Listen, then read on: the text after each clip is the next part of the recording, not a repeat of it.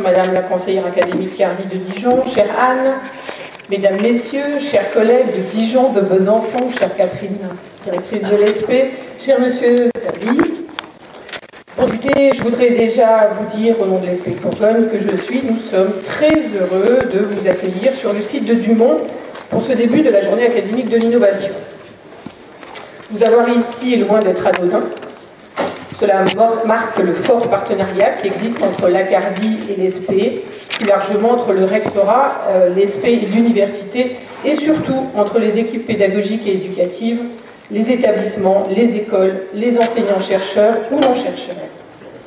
Cette journée sera entre autres l'illustration de cette collaboration à laquelle nous tenons particulièrement. Je voudrais vous faire partager pour commencer un vécu, une expérience de formatrice à l'ESP dans le master MEF que je vis chaque année. Dans l'UE qui s'appelle Concevoir, mettre en œuvre et évaluer les apprentissages, nous partageons et analysons nos pratiques. Nous réfléchissons ensemble à quelle démarche imaginer pour répondre aux problématiques qui sont celles de ces jeunes professeurs d'espagnol me concernant. Nous faisons des propositions. Et ça ne manque pas, très rapidement, chaque année, j'ai un ou des étudiants fonctionnaires stagiaires qui me demandent « Mais Elsa, on a le droit de faire ça ?» Chaque année, ça me fait un peu le même effet. Je leur réponds « Mais le droit qui vous en empêche, est-ce écrit quelque part que vous avez le droit ou non d'enseigner de telle ou telle manière? De qui attendez-vous l'autorisation d'organiser votre classe ainsi, de penser votre cours comme cela vous semble le plus pertinent et efficace pour vos élèves? Oui, Elsa, mais est-ce que c'est bien si je fais comme ça? Est-ce qu'on peut ou est-ce qu'on ne peut pas? » Et là, Monsieur Tadei, je pense à votre rapport vers une société apprenante et je me dis qu'il est temps de casser la verticalité et de vite installer mon groupe d'étudiants fonctionnaires stagiaires dans un modèle horizontal.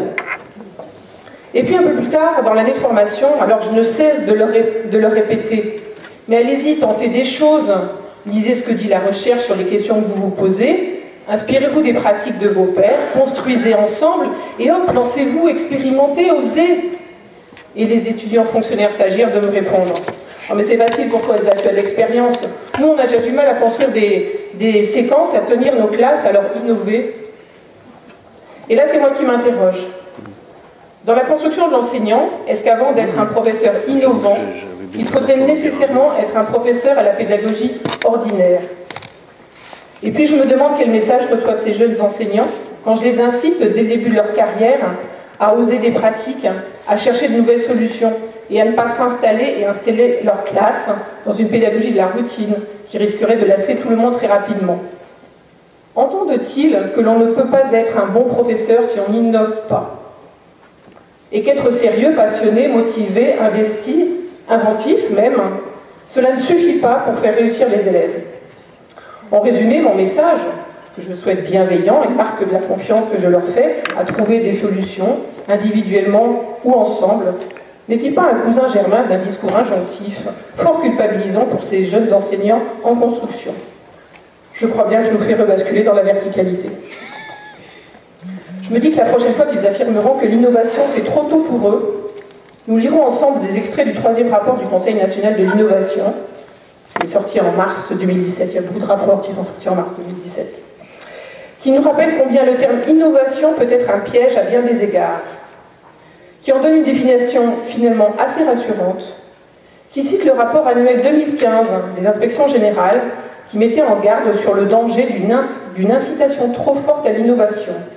Dire à un enseignant qu'il doit innover, c'est suggérer qu'il ne le fait pas d'ordinaire, et limiter en même temps l'autonomie propre à l'innovation. Rapport qui propose plutôt que de parler d'enseignants innovants, de parler d'enseignants ou de praticiens dans une démarche de recherche, et de parler plutôt que de droit à l'expérimentation que d'innovation. Et puis je leur ferai lire aussi votre rapport, Monsieur Tadei, rapport sur la recherche et le développement de l'éducation tout au long de la vie, dans lequel vous dites qu'expérimenter, c'est inventer des solutions à des problèmes concrets que les enseignants rencontrent dans leur classe au quotidien, qui nous invite aux 5 C, capacité de création, collaboration, coopération, critique constructive, qui nous rappelle combien il est nécessaire et indispensable pour que notre école et notre système éducatif puissent s'adapter à ce monde sans cesse en mouvement, que ces expérimentations soient adossées à la recherche, qu'elles ne restent pas isolées. Et pour conclure, je vous cite, parce que je pense que c'est ce que nous allons découvrir dans les différents ateliers de cette journée, et puis parce que c'est aussi ce vers quoi nous tendons dans notre académie, dans nos académies, pour une académie et une société que nous souhaitons apprenante. Vous écrivez « Adosser les expérimentations à la recherche, c'est s'efforcer de transformer une certaine culture de l'innovation isolée, ponctuelle ou strictement empirique, toujours coûteuse en temps et en effort, en vecteur d'amélioration durable dont tous pourront bénéficier. Je vous souhaite une excellente journée, riche en expérimentation, guidée et accompagnée par la recherche. Madame la rectrice, monsieur le recteur de la région académique, mesdames et messieurs les IADSN, monsieur l'inspecteur général, madame la chef du DRDIE, monsieur le directeur du centre de recherche interdisciplinaire, madame la directrice de l'ESP, madame la proviseure du lycée Le Castel, mesdames et messieurs les inspecteurs et chefs d'établissement, mesdames et messieurs les participants à cette journée, chers collègues. Cette troisième journée académique de l'innovation s'inscrit pleinement dans la réflexion qui conduit l'Académie pour la mise en œuvre du projet académique 2018-2022. L'intérêt des deux académies pour des projets qui allient innovation, formation et recherche nous a conduit cette année à introduire un volet interacadémique dans cette journée de l'innovation. C'est ainsi que la matinée, à partir de 10 h, est retransmise en visioconférence à Besançon et que des établissements bourguignons et franc-comtois donneront à voir leurs projets cet après-midi dans les stands. Cette journée associe, dans sa conception et dans sa mise en œuvre, les pôles Cardi de Dijon et Besançon, l'ESP de Bourgogne, le lycée Le Castel et Canopée 25. Je remercie vivement tous les acteurs, des équipes administratives et techniques qui ont rendu cette journée possible. Et un grand merci à vous, Monsieur Tadei, notre invité d'honneur du jour. Et c'est vous qui allez nous livrer votre regard expert sur la société apprenante. Selon le programme choisi, chaque participant a pu organiser son parcours entre les différents ateliers débats, stands et représentations théâtrales proposées. En effet, cette année, et c'est une nouveauté, une première, nous avons le plaisir d'associer des élèves à cette journée de l'innovation, des élèves des lycées Anna Judic de Sumuran-le-Soie et Saint-Germain d'Auxerre, ces élèves acteurs du projet des pro-théâtre pour le théâtre en pro. Un merci chaleureux à tous les intervenants, enseignants-chercheurs, inspecteurs, professeurs, partenaires extérieurs qui ont accepté d'animer les différents temps de cette journée.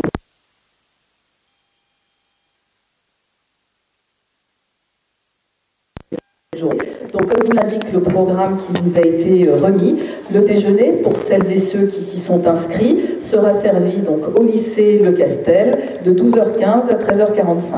Pour ceux d'entre vous qui ne connaissent pas bien les lieux, le lycée Le Castel se trouve à 5 minutes à pied d'ici. Le cheminement est tout à fait facile pour s'y rendre. En sortant de l'ESP, on tourne à droite, puis ensuite c'est la première rue à gauche qui est la rue Beaubanton, et le lycée se trouve sur la gauche de cette rue. Et le fléchage mis en place au lycée Le Castel vous aidera à vous repérer pour les salles des ateliers et la salle où se trouveront les stands.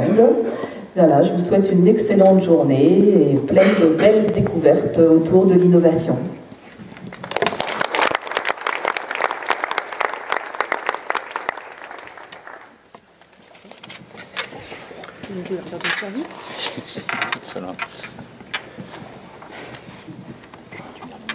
Cette journée s'inscrit dans un parcours qui nous conduit d'étape en étape vers plus d'intégration interacadémique, et je suis là pour vous en remercier et pour m'en réjouir pour les deux territoires académiques. Il existait auparavant deux journées académiques de l'innovation, l'une ici qui se tenait en cette saison, l'autre à Besançon qui se tenait au printemps, et l'idée nous est venue de les rendre toutes les deux interacadémiques, et vous avez bien voulu collectivement vous adhérer à cette proposition des deux recteurs. Donc, nous sommes dans une dynamique qui est d'autant plus précieuse qu'elle illustre, à sa manière, l'horizontalité plutôt que la verticalité. Et cette horizontalité doit évidemment pénétrer dans tous nos projets communs, qui, comme vous le savez, vont au-delà de ce qui nous était strictement prescrit en matière de coopération interacadémique, dans ce domaine comme dans d'autres. La fécondité qu'on peut en attendre, vous le savez aussi, n'est pas pour nous, les responsables. Elle est pour les acteurs, les enseignants et, à la fin, pour les élèves. C'est, pardonnez-moi de dénoncer ces évidences, mais on en viendrait à perdre de vue dans les difficultés inévitables de construction des régions académiques qu'elles doivent permettre, et ce n'est évidemment jamais acquis d'avance, d'arriver à une meilleure qualité du service sur l'ensemble d'un territoire. Or, l'enjeu de l'innovation est bien celui-là. L'enjeu et le défi, c'est d'être aussi un instrument d'égalisation pour tous les publics scolaires. Et même au-delà, on pourrait dire pour tous les apprenants. Et donc, je considère comme particulièrement heureux, particulièrement satisfaisant que la conscience de cet enjeu et de ce défi soit aussi profondément partagée désormais entre nos deux académies. Et je pense que c'est un gage d'abord de construction d'une confiance réciproque qui va se construire peu à peu dans la durée. Il faut du temps, c'est bien naturel. Et donc de réussite dans ces défis auxquels nous sommes confrontés. Un dernier mot pour souligner la complémentarité que nous avons voulu étroite, Madame la rectrice et moi, entre les projets localisés sur le territoire, quelques noms qu'on leur donne, Lab School, l'école du socle, peu importe le flacon, pourvu que le contenu soit agréable à boire pour les élèves qui auront en bénéficié. Et le projet de maison universitaire de l'éducation, Madame la rectrice était présente à mes côtés lorsque le 18 septembre nous avons organisé la journée de lancement de ce projet qui est en construction et en construction accélérée pour réunir innovation, formation initiale et continue, réunir dans un partenariat absolument transversal l'ESP, Canopé et les acteurs académiques, DAN, DIFOR, etc. Donc, il sera question à d'autres moments de la journée, je n'en doute pas, de cette complémentarité et de ce projet de maison universitaire de l'éducation qui atteste l'ambition de la région académique dans ces domaines. Tous mes voeux, de bonnes et fécondes premières journées interacadémiques de l'innovation. Bien, je voudrais commencer par remercier d'abord les équipes de l'ESP de leur accueil. Vous entendez si je parle comme ça ou il faut que je tienne le micro? Il faut parler un petit peu plus fort. Il faut parler plus fort. Bon, je prends le micro. Ok. Donc, j'aurais commencé par remercier les équipes de l'ESP et les équipes des deux d'une part de l'accueil, d'autre part de l'organisation de ces journées. Les équipes du Castel aussi, parce qu'on est accueillis là-bas pour déjeuner, et dire que c'est un long travail de préparation pour arriver à construire sur cette année ce qu'on a appelé le kick-off de l'Académie apprenante. Kick-off, et on est obligé de parler français dans ce ministère, donc on va dire lancement, mais c'est moins rigolo. Et donc notre ambition à Jean-François Chanet et à moi, c'est vraiment pour cette première année de lancement de ce projet d'académie apprenante, c'est de nous donner l'occasion d'avoir une première journée aujourd'hui de lancement de la réflexion et une seconde journée en mai qui permet vraiment d'avoir une assise un peu stable pour l'installation de ce que ça peut signifier en vrai, effectivement non seulement pour nous mais surtout pour les enseignants et pour les élèves, que de rentrer dans cette phase d'académie avec un S, apprenante avec un S, ou de région académique apprenante, si vous voulez. Le titre de cette première journée, c'est « De l'envie d'innover à l'Académie apprenante, du faire lieu au faire lien ». C'est un très joli titre, et je crois que c'est extrêmement important de réfléchir à ce que ça veut dire. Faire lieu au faire lien, c'est vraiment la question du maillage territorial des innovateurs entre eux, mais plus largement de tous les enseignants entre eux, pour que un enseignant ne se sente pas seul face à ses élèves, mais sente qu'il appartient à des communautés qui apprennent ensemble, qui progressent ensemble, et qui lui permettent d'être, j'ai déjà dit ça à la rentrée de l'ESP en septembre, un praticien-chercheur, c'est-à-dire quelqu'un qui bricole, et j'aime beaucoup ce mot de bricoler en recherche, c'est-à-dire qui se creuse la tête, parce qu'un enseignant est un professionnel et un intellectuel, se creuse la tête pour faire en sorte que ces élèves-là qu'il a en face de lui apprennent ce qu'il a envie qu'ils apprennent, et à terme, ce qu'ils ont envie d'apprendre, quand il aura réussi à les mettre en dynamique pour qu'ils décident eux-mêmes de ce qu'ils veulent apprendre. Pour parvenir à ça, il y a tout un travail d'infrastructure à monter. Et ce travail d'infrastructure, il est forcément en jeu entre deux types d'actions. Un premier type d'action, c'est le lieu.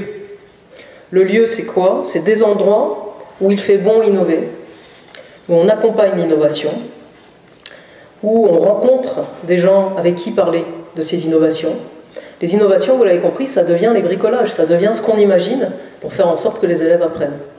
Donc ces endroits qu'on a imaginés, c'est d'abord la Maison universitaire de l'éducation, la MU, qui est un projet de mise en commun de l'ensemble des acteurs qui réfléchissent à ces questions de pédagogie et à ces questions d'innovation dans la pédagogie.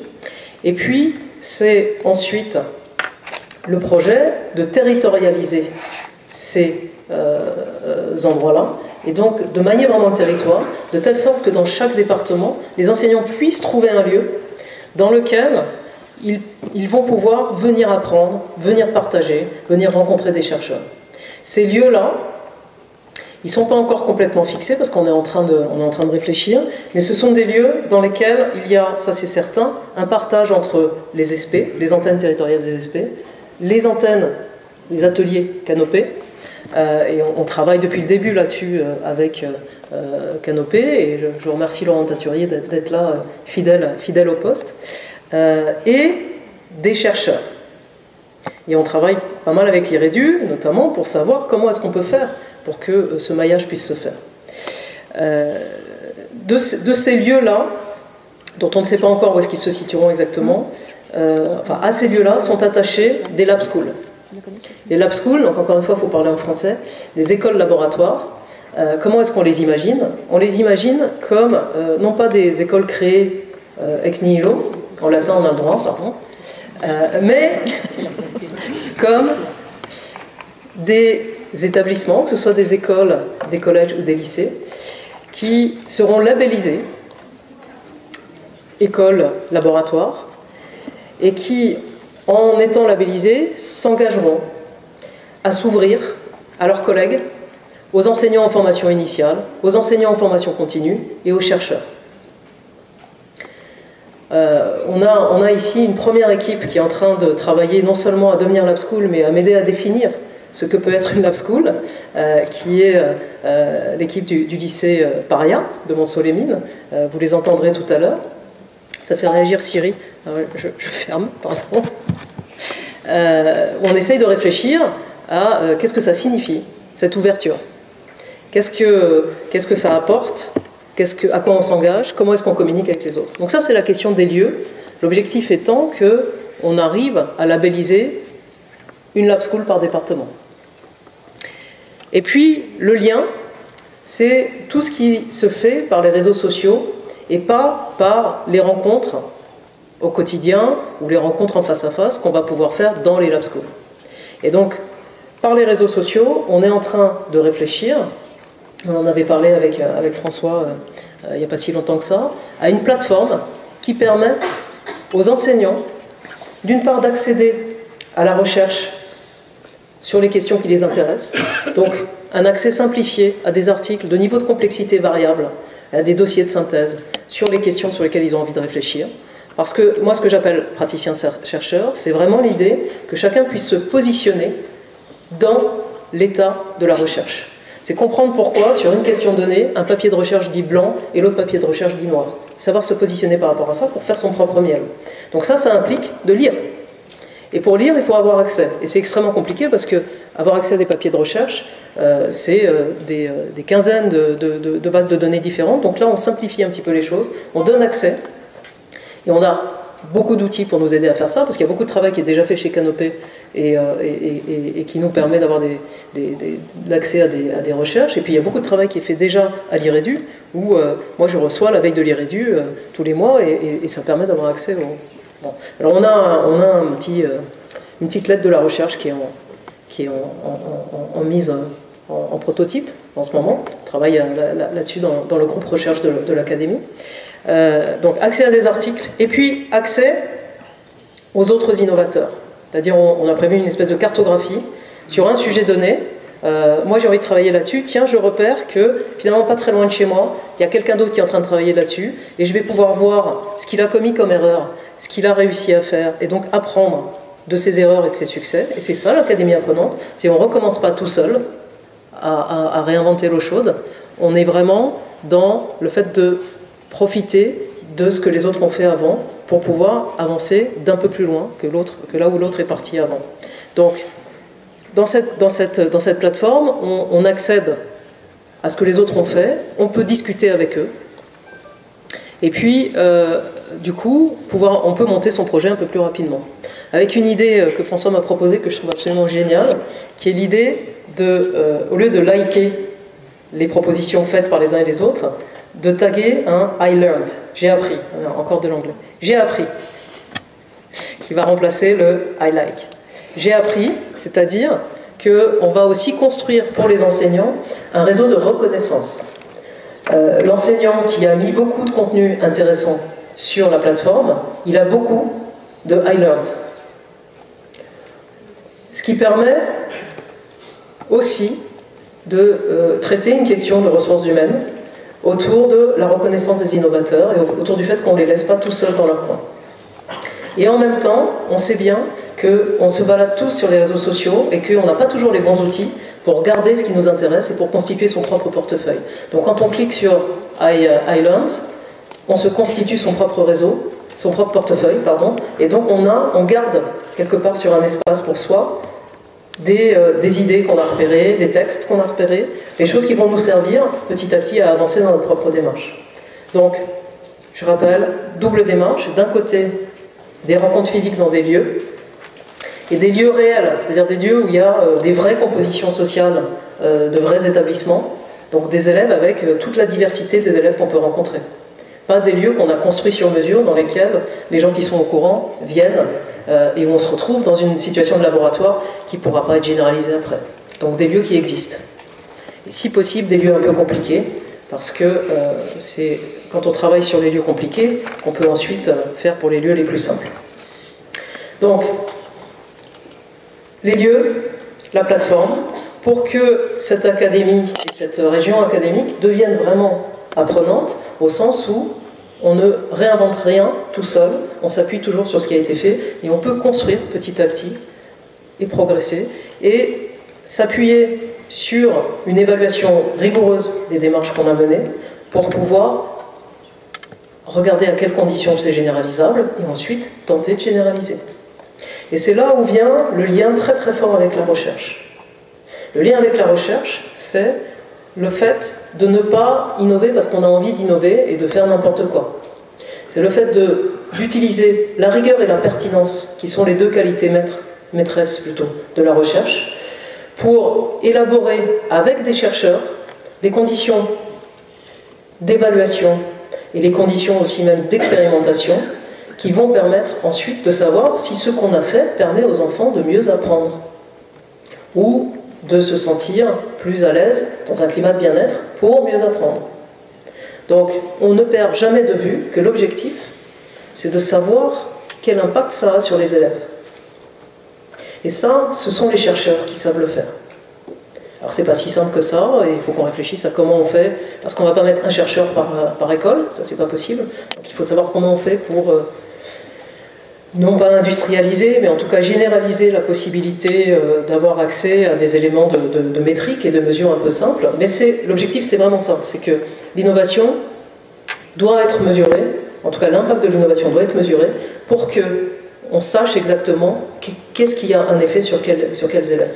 Avec un souci très clair qui est de faire du qualitatif.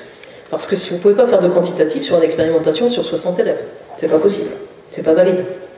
Donc il faut faire du qualitatif qui me permet de mesurer aussi l'impact du contexte sur ce que les élèves apprennent. Donc vous voyez qu'on en a pour quelques années avant d'arriver à quelque chose qui fonctionne, mais c'est pas grave parce qu'on est une académie apprenante, donc on va progresser, on va apprendre, et puis au fur et à mesure on trouvera encore d'autres éléments. Alors, vous vous direz, mais quel est le rapport entre la journée de l'innovation et ce projet ?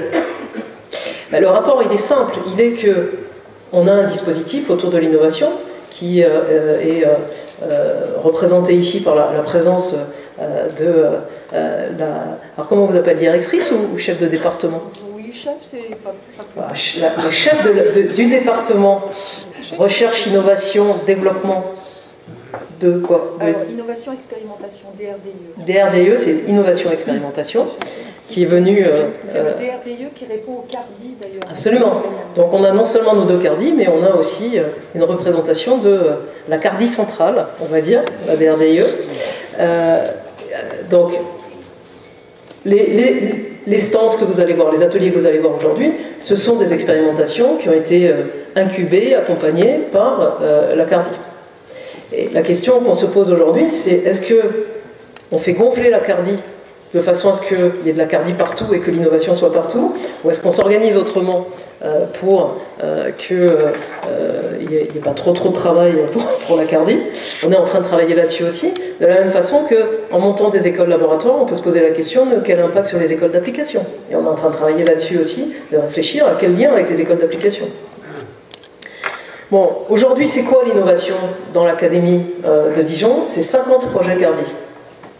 Alors on pourrait se dire, c'est quoi l'objectif? C'est tous innovants. Alors, je ne vais pas donner de chiffres en donnant le nombre d'enseignants, mais il faudrait qu'on arrive à distinguer entre des projets qui sont particulièrement accompagnés et puis des projets qui sont accompagnés un petit peu moins, mais qui sont quand même valorisés. Et je pense que l'idée de la plateforme va avec ça. On a toutes les thématiques. Ce que vous allez voir aujourd'hui, on a la lutte contre le décrochage scolaire, on a le continuum Bac-3, Bac+3, c'est beaucoup d'actualité.